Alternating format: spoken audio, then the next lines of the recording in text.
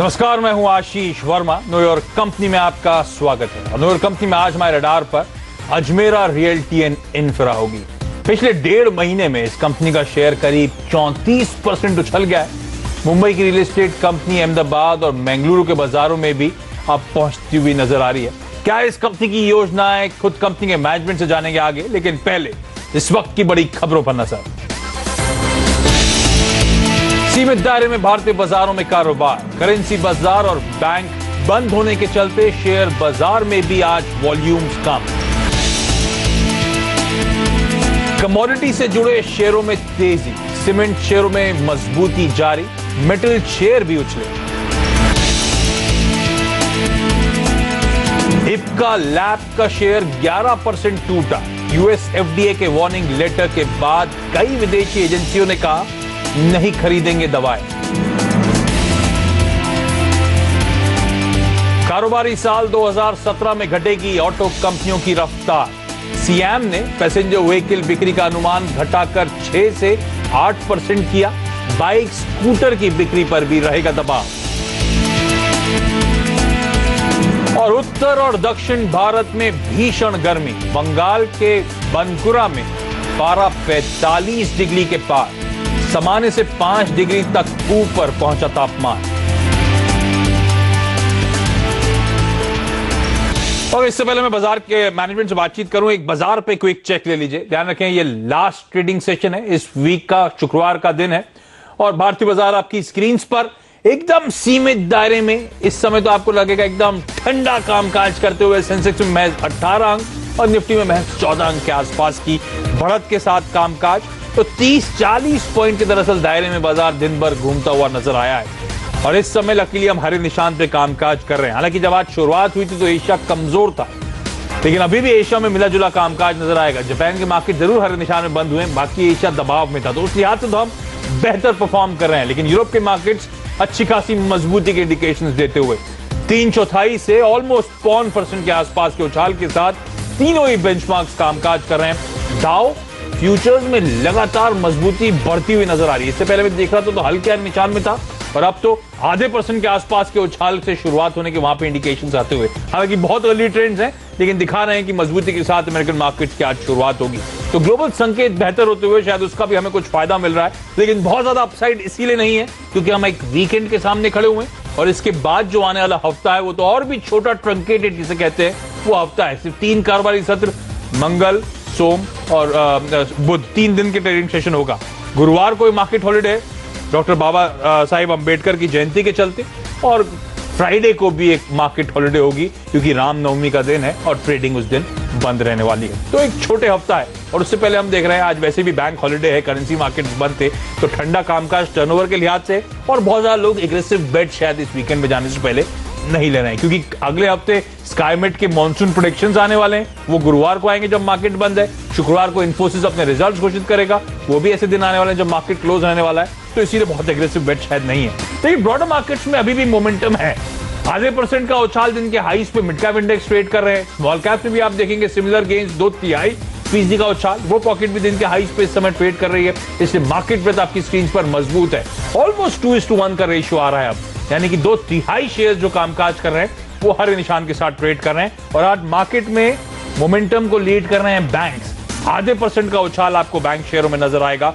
Metals और pharmaceuticals 2 और ऐसी पॉकेट है जो आज मजबूती के साथ कामकाज करी। तो इन स्पेसिफिक पॉकेट से खास तौर पे मदद मिलती हुई जो पॉकेट्स दबाव में, वो आईटी और उसके अलावा टेलीकॉम, इन दोनों स्पेस पे आज थोड़ा सा प्रेशर जरूर है।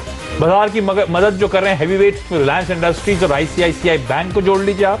जो स्टॉक्स प्रेशर बना रहे हैं उसमें 2 आईटी दिग्गज हैं, टीसीएस और इन्फोसिस। इन दोनों में आज वीकनेस के साथ कामकाज हो रहा है। ये आपकी स्क्रीन पर कंट्रीब्यूशन प्लेट, इन्हीं स्टॉक्स को मैं हाईलाइट कर रहा था जो ऊपर आपको इस कंट्रीब्यूशन प्लेट के नजर आएंगे। चलिए, लेकिन यहाँ पे एक इंटरेस्टिंग मैनेजमेंट से आज बातचीत की शुरुआत करते हैं। Ajmera realty and infra India, इस कंपनी के ग्रुप सीएफओ ओपी गांधी साहब हमारे साथ जुड़ रहे हैं। गांधी साहब, स्वागत है सीएनबीसी आवाज पर आपका। और इनफैक्ट मैं आप सबको बता दूं, पहली बार हो रहा है कि न्यूयॉर्क कंपनी में एक कंपनी फीचर हो रही है। मुंबई बेस्ड एक रियल एस्टेट कंपनी है। कारोबार समझाने से अच्छा है कि मैं गांधी साहब के पास चलूं, पहले अजमेरा रियल्टी के बारे में समझें, उसके बाद आगे डिटेल का एक चेक लेंगे। गांधी साहब, पहले तो अजमेरा रियल्टी का कारोबार समझाएं सर, संक्षिप्त में। आशीष जी, गुड़ी पाड़वा की और हिंदू नववर्ष की आपको और CNBC के दर्शकों को शुभकामनाएं। सर आपको भी। अजमेरा रियलिटी लास्ट 50 साल से रियल एस्टेट सेक्टर में काम कर रही है और हमारे ग्रुप ने 2 करोड़ स्क्वायर फीट बॉम्बे और बॉम्बे के आसपास में हम डिलीवरी कर चुके हैं और मुझे प्राउड के साथ कहना पड़ता है कि we are the largest company in the real estate in terms of delivery. अभी हमारे प्रोजेक्ट मुंबई में भक्ति पार्क वडाला में चल रहे हैं और भक्ति पार्क में हमारे पास में 100 एकड़ लैंड थी। हमने 25 एकड़ का गार्डन डेवलप किया, 30 एकड़ हम प्रोजेक्ट डेवलप कर चुके हैं और 35 एकड़ का प्रोजेक्ट हमारा डेवलपमेंट में चालू है। अभी हमने 12,50,000 स्क्वायर फीट लॉन्च कर चुके हैं और बैलेंस हम over a period of next 3-4 years time हम लॉन्च करते जाएंगे।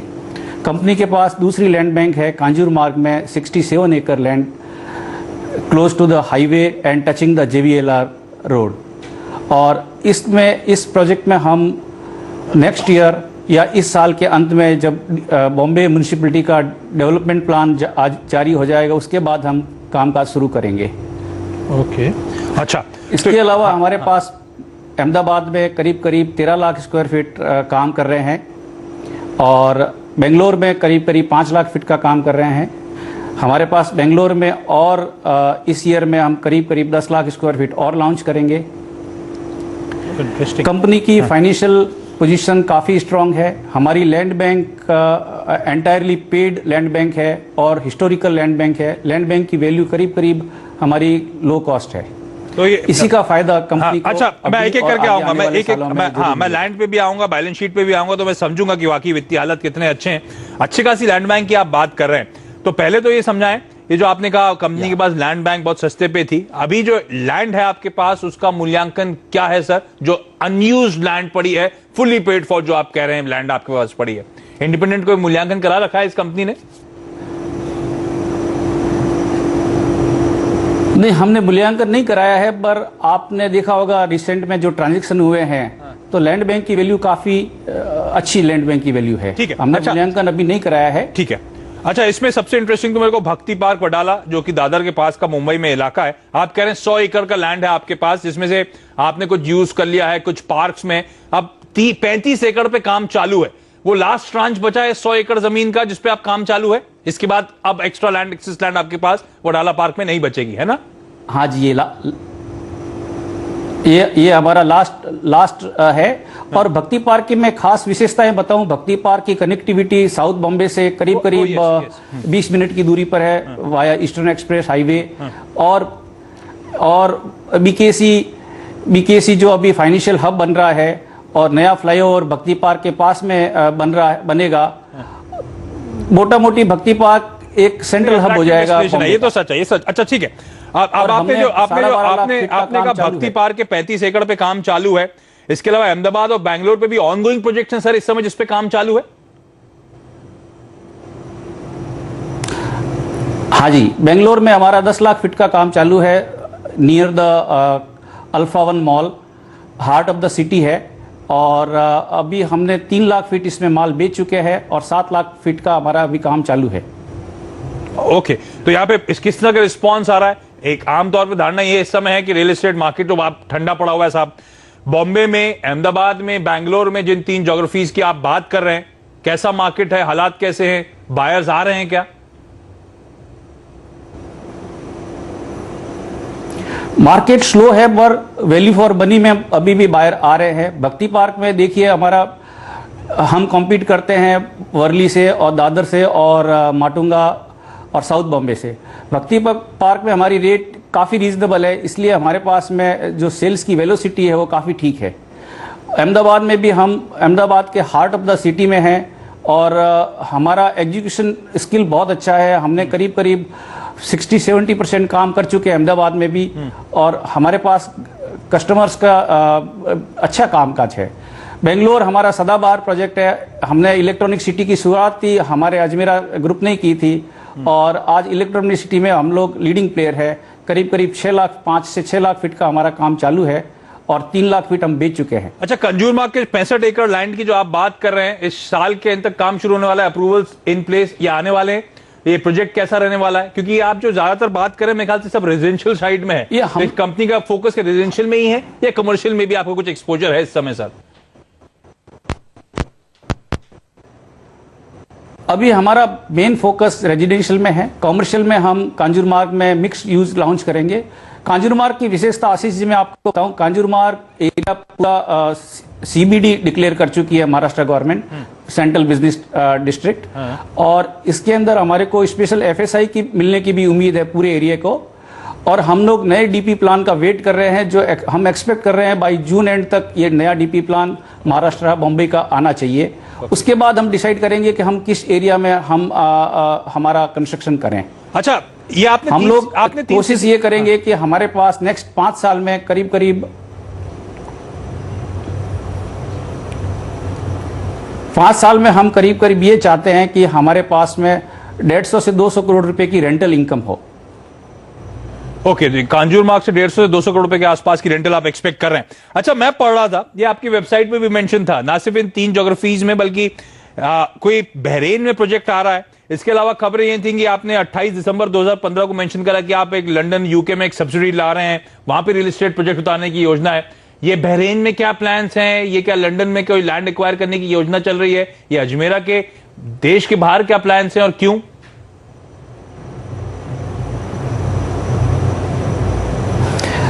देखिए, बहरीन में हम जब बहरीन बे एक इंडिपेंडेंट सिटी बहरीन के अंदर आ रही थी और हमने वहाँ पे लैंड लिया है करीब करीब 1-1.5 एकड़। हमारे साथ में हमारे पार्टनर है मेफेयर बॉम्बे के ही एक और बिल्डर। हम यहाँ पे 7 से 8 लाख स्क्वायर फीट का काम शुरू करेंगे इन जेवी और in association with leading developer of Bahrain. London में हम लोग अभी एक्सप्लोरेटरी स्टेज पे है। लंदन में हमने 3-4 प्रोजेक्ट देखे हैं, वेम्बली में और सेंट्रल लंदन में भी, बट अभी हमारे लिए अभी प्रीमेच्योर है लंदन मार्केट को में जाने का। अच्छा, मैं देख रहा था इस साल के 9 महीने जो अब तक आपने स्टडी हमारी टीम वहां पे वर्क कर रही है। फाइनेंस कॉस्ट जो ब्याज पर खर्च है उसमें 130% का उछाल था, इस 9 महीने में 20 करोड़ रुपए के आसपास पहुंची है। क्या आपने कुछ एडिशनल डेट पिछले 12 महीनों में एक्वायर कर ली है? इस समय बैलेंस शीट का क्या हाल है? कितने डेट पे आप बैठे हैं? Debt equity ratio Ajmera realty का क्या है सर?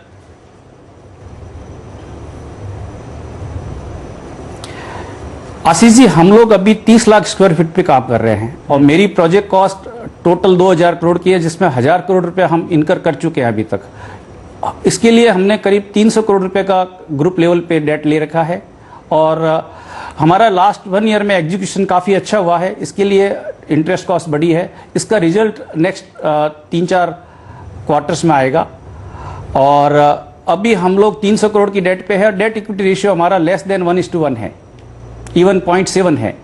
और कोशिश हमारी जारी रहेगी कि नेक्स्ट 2 साल में हम 0 डेट हो जाए। कैसे करेंगे मैं जानना चाहूंगा। तो गांधी साहब, मैं एक छोटा सा ब्रेक लूंगा, ब्रेक के बाद आपसे चर्चा जारी रखूंगा, तो और डिटेल्स में समझूंगा आपके कारोबार को, आगे के फाइनेंशियल आउटलुक को। लेकिन ब्रेक पे जाते थे बता दूं आपको, अजमेरा रियल्टी का मार्केट कैप करीब 520 करोड़ रुपए के आसपास का है। प्रोमोटर्स का इस कंपनी में ऑलमोस्ट 62% का स्टेक है और पिछले 1 साल का अगर रिटर्न मैप करने की कोशिश करूं तो 18-20% के आसपास का रिटर्न। लेकिन साल के लोज जो सितंबर 2015 के थे, वहां से ये स्टॉक अब ऑलमोस्ट 60% ऊपर इस समय आपको कामकाज करता हुआ नजर आएगा। छोटा सा ब्रेक के बाद अजमेरा रियल्टी और इंफ्रा के ग्रुप सीएफओ ओपी गांधी से बातचीत कंटिन्यू करेंगे।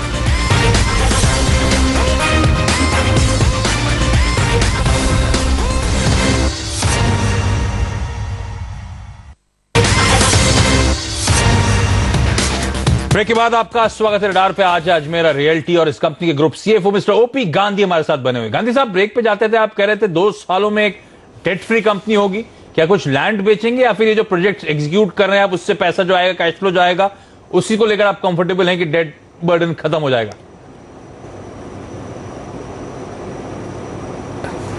हमारे प्रोजेक्ट का कैश फ्लो ही काफी स्ट्रांग है भक्ति पार्क का, उससे ही हमारे डेट फ्री हो जाएंगे। अच्छा, मैं लास्ट क्वार्टर के जो रीसेंट क्वार्टर के आपने नंबर्स दिए थे, तीसरी तिमाही के रिजल्ट जो थे, आय में 24%, मुनाफे में 34% के आसपास का उछाल आया। ये क्या प्रोजेक्ट की बुकिंग के चलते उछाल आया है और कितना कॉन्फिडेंट है कि कंसिस्टेंटली इस तरह का परफॉर्मेंस अब अजमेरा रियल्टी डिलीवर कर पाएगी सर?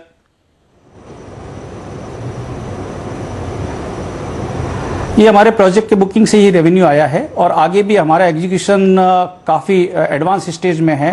मैं आपको बताऊं 3 बिल्डिंग हम इस साल के अंत में डिलीवर कर देंगे। अच्छा, क्योंकि मैं रिजल्ट्स पे आया था तो सेगमेंटल मिक्स में देख रहा था कंस्ट्रक्शन से और पावर से भी इस कंपनी के रेवेन्यू आते हैं, हालांकि बहुत मिनिस्क्यूल हैं। तो मैं क्या समझूं, ये आपने पावर जनरेशन में जो फोरे करा था, जोधपुर डिस्ट्रिक्ट में पावर प्लांट लगाया था, सोलर पावर प्लांट, क्या वजह थी इसकी? और ये कंपनी का इसमें और अग्रेसिव होने वाली है सिर्फ, या एक वन ऑफ था, वो उसे वन ऑफ की तरह ही ट्रीट करूं मैं?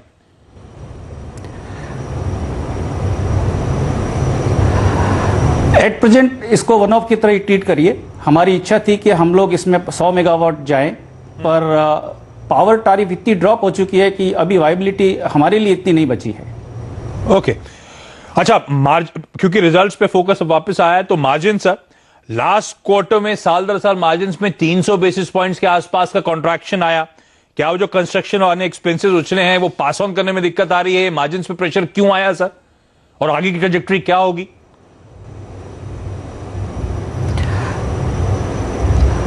मार्जिन में प्रेशर नहीं था। हमारे जो बुकिंग थी, बीच बीच में जो बुकिंग, जो कम रेट की बुकिंग थी इनिशियली स्टेज की, उसका सेल्स ट्रेक्शन आ रहा है। और आगे अभी हम धीरे धीरे हमारे जो रेट जो हमने लॉन्च किया था प्रोजेक्ट 13,000 से, आज हम 19,000 के आसपास बेच रहे हैं। जैसे जैसे प्रोजेक्ट का काम आगे बढ़ेगा और सेल्स रेट का एवरेज सेल्स रियलाइजेशन भी और काफ़ी स्ट्रांग होगा। ओके, तो मार्जिन यहां से एक्सपेक्ट करूं कि एक्सपैंड होंगे, इंप्रूव होते हुए नजर आएंगे? अगर हाँ तो ट्रेजेक्टरी क्या रहेगी? आप तो सीएफओ साहब हैं सर। बिल्कुल बिल्कुल बिल्कुल, आगे मार्जिन अच्छे रहेंगे। अभी हम लोग वर्किंग कर रहे हैं। मार्जिन डेफिनेटली 2-3 साल तक हमारे बहुत अच्छे रहने चाहिए। अच्छा, मार्जिन में दबाव के बावजूद आय 24% और मुनाफे में 34% का उछाल आया। तो मैं समझने की कोशिश कर रहा था कि ये मार्जिन दबाव होने के बावजूद मुनाफे में इतना अच्छा उछाल क्यों? वो मुनाफे में उछाल, मुझे लगा कि वो टैक्स रेट जो कम हुए हैं उसका फायदा मिला है। टैक्स रेट 32% के बीते क्वार्टर में शायद 19.5% के आसपास दरें आई हैं। इफेक्टिव टैक्स रेट इस कंपनी का क्या है, और आगे चलते वापस क्या हम एक्सपेक्ट करें 30% के आसपास का tax rate? Effective tax rate हमारी 20% रहेगी, बिकॉज हमारे पास में मेट क्रेडिट 40 करोड़ की मेट क्रेडिट हमारे पास में है। पुरानी मेट क्रेडिट है जो 3 साल के अंदर यूटिलाइज होगी।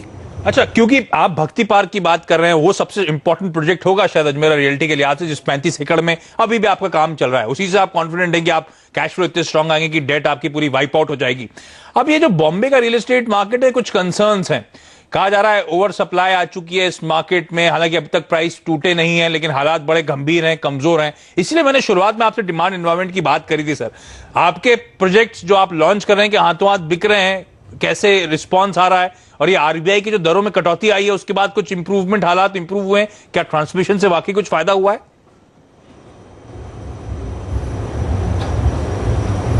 देखिए आशीष जी, मैं आपको बताऊं, दिवाली के बाद में मार्केट थोड़ा स्लो हुआ था, बट लास्ट 2 महीनों से मार्केट काफ़ी ठीक हो रहा है। वैल्यू फॉर मनी जहाँ पे भी प्रोजेक्ट में है, कस्टमर्स आ रहे हैं। हमारे भी भक्ति पार्क में कस्टमर्स इंक्वायरी लास्ट 2 महीनों से काफ़ी अच्छी है और हम आशा करते हैं कि 0.25% रेट पास ऑन बैंक करेंगे और रेट EMI जब घटेगी और आगे डिमांड बढ़ेगी।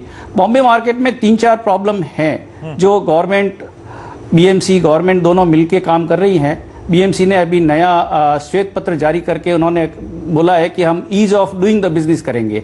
ईज ऑफ डूइंग बिजनेस होने के बाद में जो इंडस्ट्री की ब्याज की कॉस्ट है काफ़ी कम हो जाएगी और ब्याज की कॉस्ट कम होते ही मेरे हिसाब से we will benefit lot, not because कि कॉस्ट बढ़ रही है या प्राइस कम हो रहा है। हमारे को सबसे बड़ी दिक्कत आ रही है अप्रूवल्स की। जो अप्रूवल्स धीरे धीरे सॉर्ट आउट होती लगेगी, हम आगे डिलीवरी का फास्ट एग्जीक्यूशन करेंगे और अच्छा प्रॉफिट आएगा पूरी इंडस्ट्री को। अच्छा, मूड चेक के लिए तो बड़ा इंपॉर्टेंट है, सबसे बेहतर हो सकता है मूड चेक का बैरोमीटर जिसे हम कहते हैं। गुड़ी पड़वा का रिस्पॉन्स कैसा आ रहा है सर?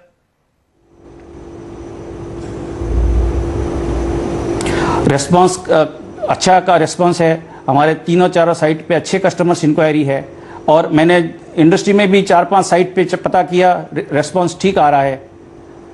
इस साल रेस्पॉन्स ठीक लगता हुआ नजर आएगा, ऐसी हमारी उम्मीद। अच्छा, लास्ट सवाल सर, अब आप कॉन्फिडेंट साउंड कर रहे हैं, तमाम प्रोजेक्ट्स ऑन स्ट्रीम है, रेवेन्यूज आएंगे, लेकिन पिछले कई सालों का मैं जब हालात देख रहा था, आय में साल दर साल 6-6.5% के आसपास का उछाल। CAGR पिछले 4 फाइनेंशियल ईयर्स की बात कर रहा हूं मैं।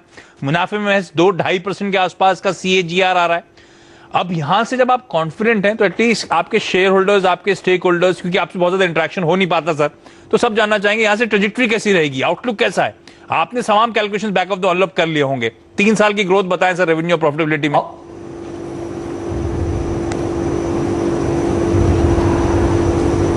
देखिए 3 साल के हिसाब से कंपनी की ग्रोथ काफ़ी अच्छी रहेगी।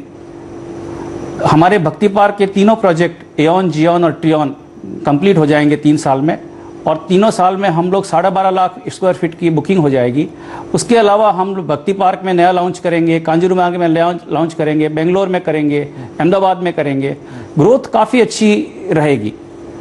और मैं आपको आशीष जी एक और इंडस्ट्री की बात बताऊं, इंडस्ट्री के अंदर नए रियल एस्टेट भी लाने के बाद में कंसोलिडेशन होगा, और कंसोलिडेशन के बाद हम जो लीडिंग प्लेयर है वो हम लोग विनर रहेंगे। तो आप आउटलुक को लेकर पॉजिटिव। गांधी साहब बहुत बहुत धन्यवाद CNBC आवाज के लिए वक्त निकालने के लिए। दिन के हाईस पे स्टॉक इस समय कामकाज करता हुआ ऑलमोस्ट 6 रुपए के आसपास की मजबूती, 7 रुपए के आसपास की मजबूती के साथ कामकाज हो रहा है। यहाँ पे मैं छोटा सा ब्रेक लूंगा।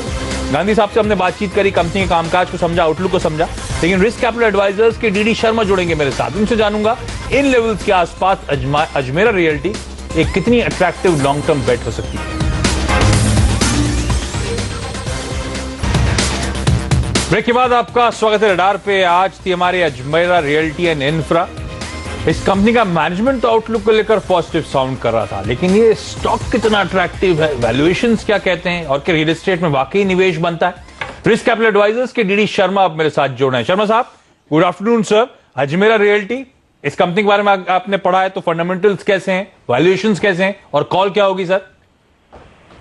देखिए फंडामेंटल्स अच्छे हैं, और वैल्यूएशंस मैं समझता हूं कि अगर हम रियल एस्टेट सेक्टर की बात करें तो वैल्यूएशन वाइज शायद ये कंपनी मोस्ट अट्रैक्टिव है, क्योंकि इस कंपनी की इक्विटी छोटी सी है, करीब 35-35.5 करोड़ की इक्विटी है।